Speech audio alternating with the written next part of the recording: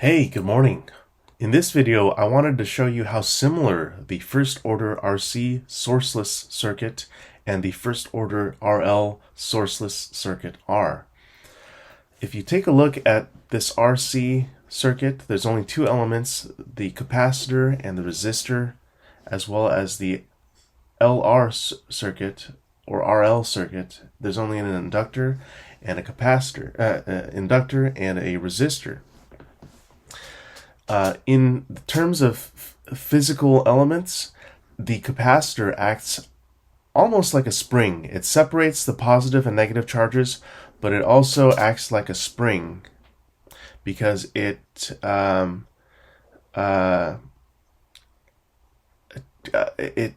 holds voltage over time, and the voltage decreases over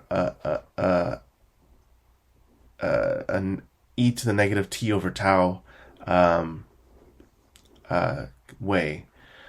And conversely, the inductor acts similarly, except it doesn't work with voltage. It works with current. Current flows through the inductor, and then when you disconnect the circuit, there's still a RL circuit to be charging the inductor. The inductor wants to resist the inertia. It wants to resist the inertia of the current flowing it wants the current to continue flowing in the same direction that it was before. So if you look at the formulas look very similar too. V of t is a time constant, equals V sub 0 times e to the negative t over RC, where tau is the RC time constant. And conversely, I of t, where t is the time constant, equals I sub 0 times e to the negative RT over L, where tau is equal to the L divided by R time constant. And I did some quick math where tau is set to each other. Tau 1 being the RC circuit and tau 2 being the RL circuit. So we can search for what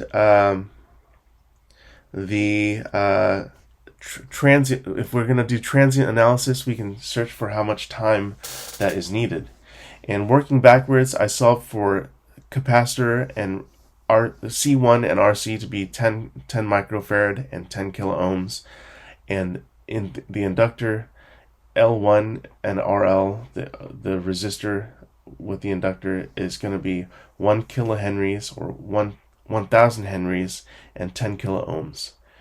And so in the end, when we run the simulation,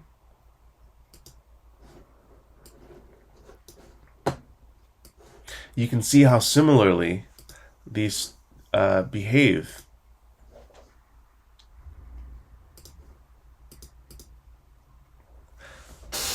Voila. Isn't that interesting? You can see that it's almost the same curve, except they're going in opposite directions.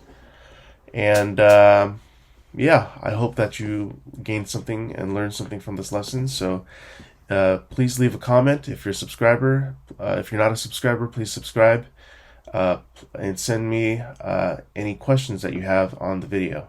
Thank you for your time.